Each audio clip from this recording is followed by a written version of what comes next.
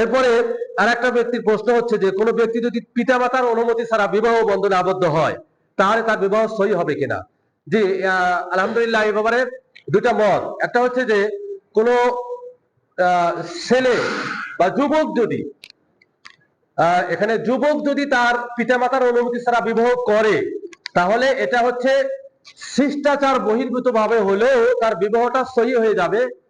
তবে এটা খেলাফুল আদাব বা খেলাফুল সুন্নাহ বলা হয়েছে, এটা করা উচিত নয়, তবু তার বিবাহটা সহি হয়ে যাবে। কিন্তু কোন নারী তার অভিভাবকের অনুমতি ছাড়া বিবাহ বসলে, বিবাহ বন্ধন আবদ্ধ হলে ওই বিবাহটা সহি হবে না।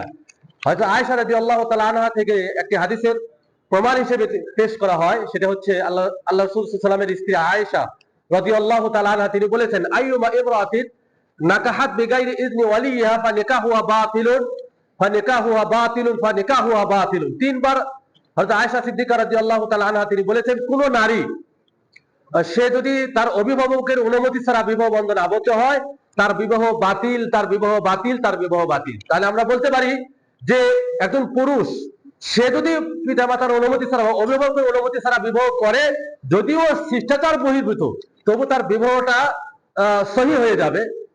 আর তবে কোন নারী অভিভাবক ছাড়া বিবাহ বন্ধনে আবদ্ধ হতে পারে না। আল্লাহু আলাম।